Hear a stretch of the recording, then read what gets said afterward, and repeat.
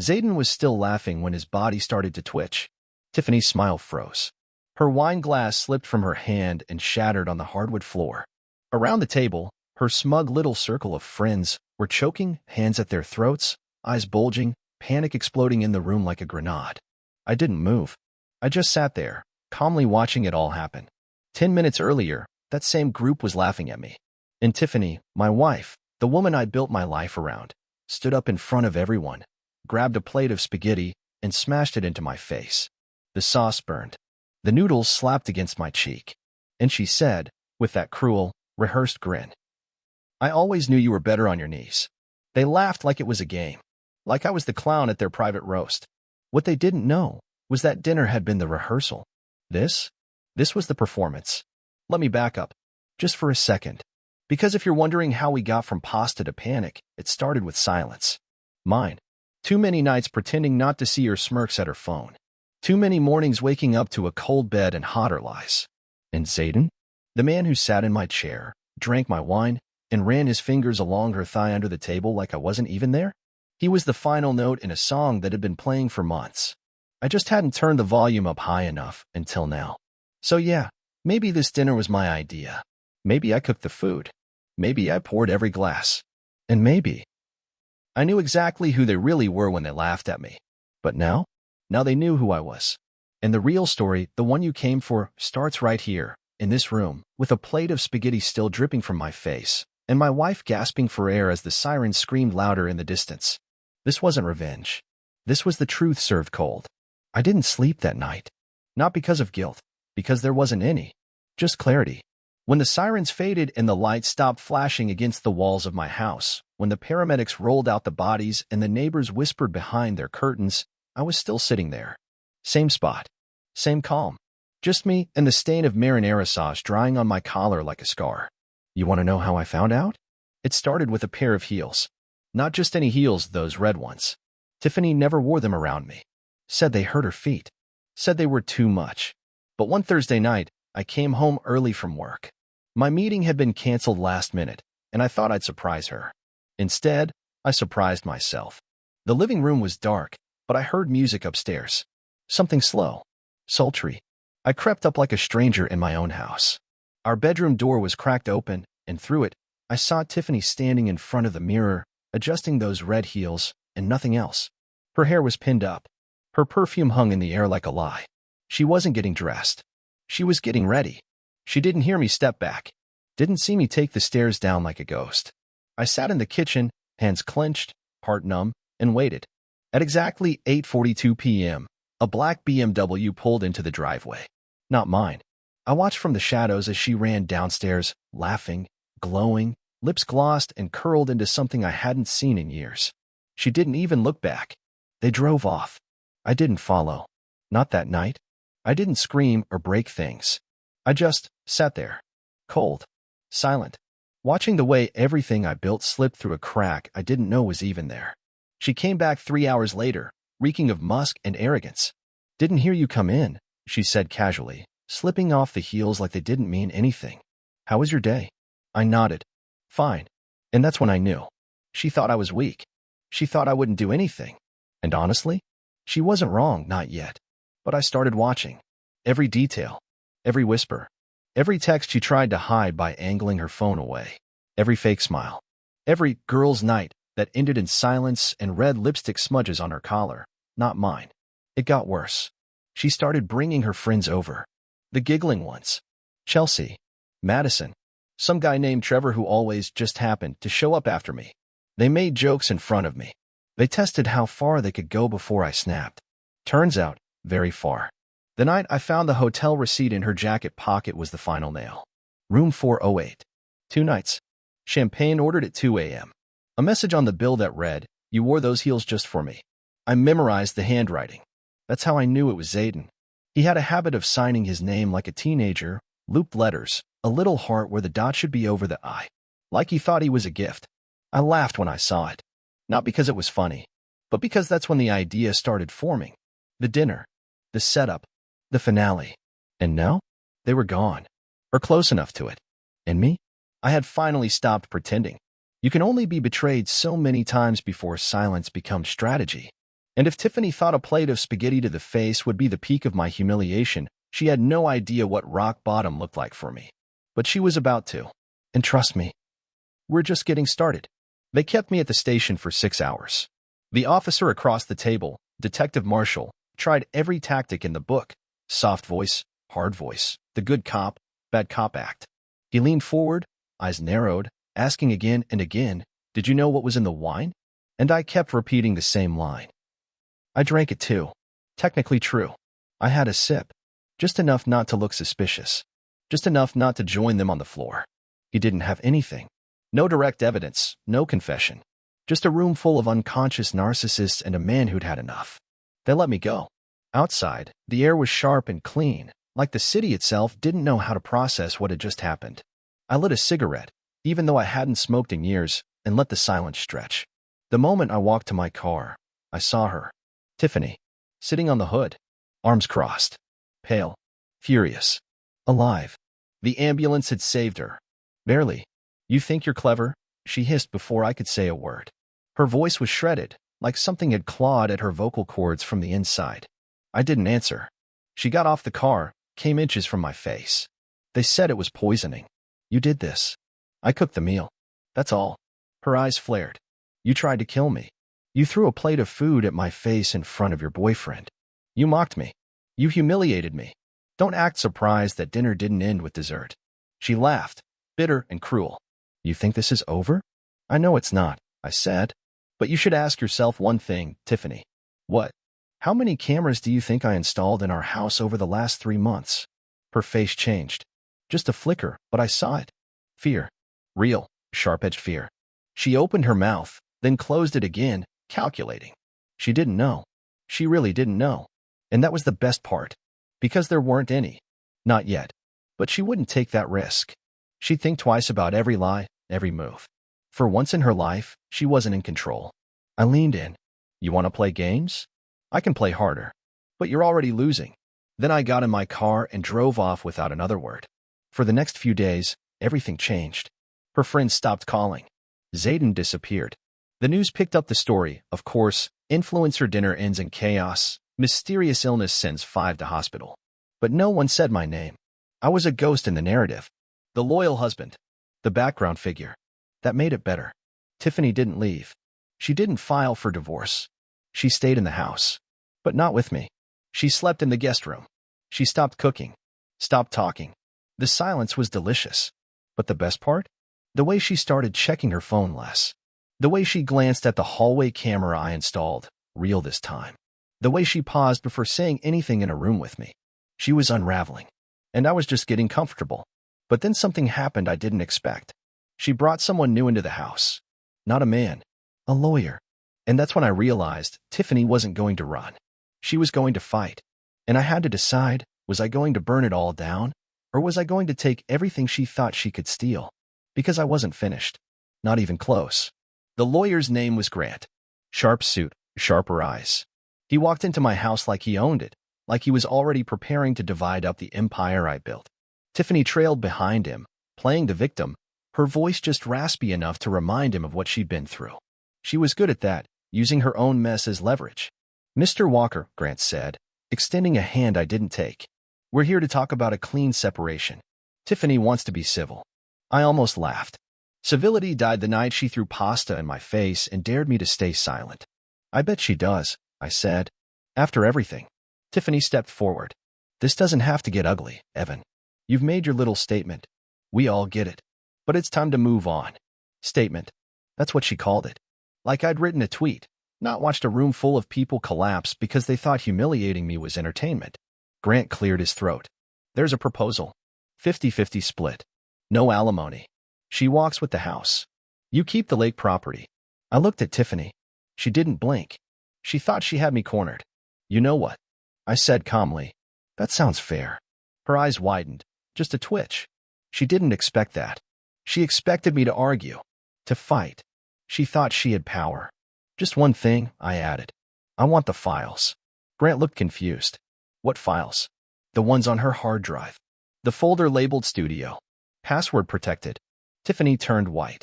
I smiled. "Oops. Guess your boyfriend didn't teach you how to hide things very well." Grant looked at her. Tiffany. She snapped. There's nothing in there. He's bluffing.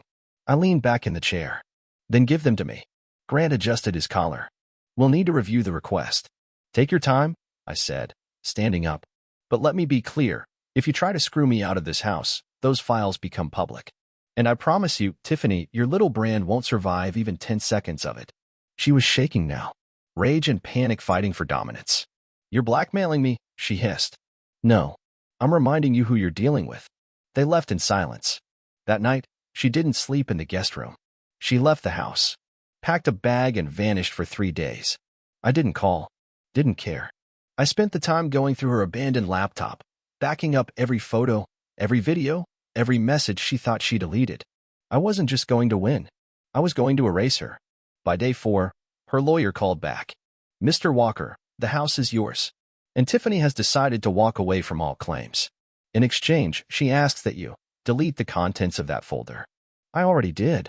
I lied. But I appreciate the gesture. Are we done here? I hung up without answering. The next day, she came back. Not with fire, but with fake tears. Evan, can we just talk? Please. I let her stand there in the doorway, mascara already smudging, her suitcase dragging behind her like a leash. She looked smaller than I remembered. Deflated. I didn't move. She stepped closer. I made mistakes. I know that. But we don't have to end like this. I stared at her. At the woman who once laughed at me with a plate in her hand and hate in her heart. No, I said quietly. You're right. We don't. She blinked, hopeful. We ended the second you let him touch you. Her face crumbled. I walked past her, out the door, into the morning light. I didn't look back. I had one more stop to make. One more name to cross off. Zayden. I found him exactly where I knew he'd be. Not in hiding. Not at a lawyer's office. Not curled up in guilt or fear. Zayden was at a rooftop bar in Midtown, laughing with 2 women who couldn't have been older than 22. Dressed in that same smug leather jacket he wore the night he sat at my table, drinking my wine, touching my wife under the table like I didn't exist. He didn't see me coming. I walked up behind him, slow and calm, and said, I hear spaghetti stains are hard to get out of leather. He turned, and for a second, he didn't recognize me. Then he did. His smile dropped like a stone. The women sensed it, how quickly the air around us shifted, and one of them touched his arm. Zay, who's this? He opened his mouth, but nothing came out. I could see the calculations in his head, who else was watching, what I was going to do, whether I was carrying something. I wasn't. I'm just here to talk, I said, smiling slightly. Man to man. You've had your fun, your thrill, your games. But I'm here to tell you something you need to understand. He stayed silent. I stepped in closer, lowered my voice. You thought she'd leave me for you. She didn't. You thought humiliating me made you the alpha. It didn't. You thought she loved you. I leaned even closer, just enough that he couldn't pretend not to listen. She never even respected you. The girls looked uncomfortable. One of them whispered something and grabbed her purse. Good. They should see what kind of man he really was. Zayden laughed, trying to regain footing. Look, man, she said you two were done. That you were boring. Controlling. She said a lot of things. And she'll say more. But here's the truth, Zayden. She used you because she could. Because you're too dumb to know the difference between power and access. His face flushed red. He stood up too fast, bumping the table. You're lucky I didn't press charges, I said, stepping back now. For what happened at that dinner. For what you both tried to pull. But let me be clear, stay out of my life. Stay out of my city. You're done here. He took a breath like he wanted to fight. But he didn't. Because he couldn't. Because for the first time, he was looking at a man with nothing to lose and everything already taken, and that's the most dangerous kind. I walked away. I didn't look back. Not even when one of the girls called after me. By the time I got home, the house felt different. Not lighter. Not warmer. Just mine again. The guest room was empty. Her suitcase gone. A note on the kitchen counter. You win. I'm done playing. T. No apology. No explanation. Just surrender. I didn't smile. I didn't cry. I just sat at the table where it all began, where the laughter once echoed, where the food hit my face, where they thought I'd break. I poured a glass of wine. Not to celebrate. Just to mark the end. Everything was quiet now. And in that silence, I finally understood something. She never broke me. She revealed me. And I wasn't the same man who stood there and took it. I was the one who ended it. The silence didn't last. A week after the final note, I got a message from Chelsea. Yeah, that Chelsea. Tiffany's little sidekick. The one who laughed the loudest that night. The one who once joked I looked like a sad accountant with anger issues right to my face. Her message was short. We need to talk. It's about Tiffany. Urgent. I stared at it for 10 minutes before replying. Not because I cared about her, but because urgent from a snake like Chelsea meant only one of two things. Someone was bleeding, or someone was about to. We met at a downtown cafe. Public enough to avoid drama. Quiet enough to hear the truth. She looked rough. No makeup, hoodie pulled over her dyed blonde hair, eyes darting behind her like she was afraid of shadows. Tiff spiraling, she said before I could sit down. She's saying crazy sh*t, threatening people. Talking about exposing you, about revenge. I sipped my coffee. There's nothing to expose. Chelsea leaned in. She says she has recordings. Audio. Messages you sent. Claims you confessed to the food thing. I met her eyes. I didn't. She doesn't care. She wants to make you look guilty. Said if she can't win, she'll burn everything around you just to feel the heat. Typical Tiffany. If she couldn't wear the crown, she'd poison the throne. What do you want from me? I asked. Chelsea hesitated, chewing her lip like she wasn't used to sincerity. I want to be done with her. I know where she keeps her backups. I can show you. I just don't want her dragging me down too. I paused, then nodded once. We left 10 minutes later, took her car. She drove fast, like she was trying to outrun guilt. The place? Some storage unit in a forgotten part of town. One of those facilities with flickering lights and broken cameras. She punched in the code, pulled up the roll-up door, and pointed to a black duffel bag in the corner. There. Bottom compartment. She always keeps the burner phone and the USB in there. That's her leverage. I walked over, unzipped it, and there it was. A flash drive. A locked phone. A small notebook full of her twisted little scribbles, half threats, half plans. She'd written down everything like it was a script for a role she still thought she'd play. You didn't see me, Chelsea muttered, stepping back. I was never here. She peeled away in her car, tires squealing. Back home, I plugged in the drive. Hours of audio recordings. Some real. Most edited. Fabricated. A version of me that didn't exist, violent, unhinged, desperate. She'd been building a case. Or at least the illusion of one. She thought she'd control the story. But now I had the script. I made copies. Stored them 3 places. Burned the original. And then, just for good measure, I sent her a message. You try to destroy me, I destroy your story. Choose peace, Tiffany. She didn't reply. 2 nights later, I got a call. Unknown number. I answered. Her voice was quiet. Shaken. You win, she whispered. I'm leaving the country. Where to? Doesn't matter. And just like that, she hung up. That was the last time I heard her voice. No apology. No remorse. Just flight. Funny how she always ran when she didn't get the last word. But I didn't need it anymore. Because I'd already said everything I needed to say. With silence, strategy, and the one thing she never expected me to have. Control. A month passed. Then another. No news of Tiffany. No surprise headlines. No secret footage leaked to the press. She had vanished as promised, leaving behind scorched bridges and empty wine bottles. The house grew quieter by the day. No clacking heels, no fake phone calls at midnight, no whispers behind locked doors. It wasn't peace, exactly. But it was something close. I got my sleep back. My appetite. My mind. I started going to the gym again, not because I wanted revenge, but because I wanted to look in the mirror and not see a man broken by betrayal. And just when I thought it was finally over, when the wounds had turned to thin scars, I opened the mailbox and found a letter with no return address. Inside, a single photograph. Tiffany, on a yacht, drink in hand, wearing that same red dress from our 10th anniversary, the one I bought her in Italy. Her hair was longer, her face sharper, but the smile? Still poisonous. On the back of the photo, in her handwriting. You didn't bury me. You fed me. I stood in my kitchen, holding that photo like it'd weight. Like it could tip the world back into chaos. But it didn't. It made me laugh. Because that was her final move, a postcard from a lie.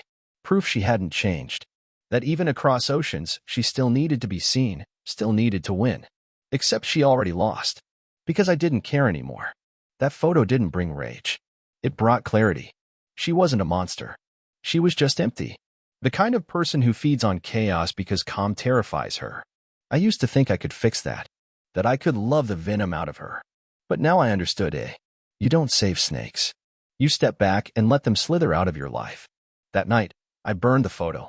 No ceremony, no emotion, just fire, heat, and silence. And in that silence, I thought about all the things I'd learned. How betrayal doesn't always come with a warning. How humiliation can be fuel. How silence can be sharper than revenge. And how, in the end, the worst thing you can do to someone like Tiffany is move on. So I did. I left the house a month later. Sold it. Bought a place near the coast. No memories. No stains. Just clean walls and ocean air. And every once in a while, I still hear from people who knew her. She's in Ibiza. She's with some club owner in Dubai. She got a nose job. Again, I smile. Because while she's still chasing something she'll never catch, I finally caught something real. Myself. And if you're reading this, if you've ever been humiliated, broken, dragged through betrayal and made to feel like nothing, remember this. They only laugh when they think you're done, but they never see what comes after. And that is the part they should fear most. It ended not with a scream, not with another slammed door or final insult. It ended quietly. One morning, I stood in front of the mirror, same eyes, same face, but I barely recognized the man looking back. Not because I was broken, because I was rebuilt. Stronger in the places she tried to hollow out. Colder in the ways that kept me alive. There was no announcement. No moment of dramatic closure. Just a deep breath. A full one. And a strange, simple thought. I'm free. Not just from her. From everything she tried to plant inside me, doubt, self-hate, dependence. That weight she wrapped around my neck every time she smiled and said I wasn't enough? Gone. I started walking again. Really walking. Through life. Through my own story. Without dragging her shadow behind me. She became a ghost. A lesson. A scar I stopped tracing with my fingers. And for the first time in years, I stopped checking who was watching me. Because I didn't need to prove anything anymore. Some people asked why I never went public with what she did. Why I didn't expose her. Ruin her. I tell them the truth. She's already ruined. You don't need to destroy what's hollow. You just stop feeding it. And if you've been there, if someone's ever tried to break you and make you thank them for it, listen closely. You don't owe them pain. You don't owe them forgiveness. You owe yourself your life back. Take it, piece by piece. Breathe again. Stand up straight. And the next time someone tries to throw a plate in your face while the world laughs, let them. Then build a kingdom on the ashes of their applause. Because survival isn't loud. It's quiet. It's brutal. It's earned. And now, I'm finally home.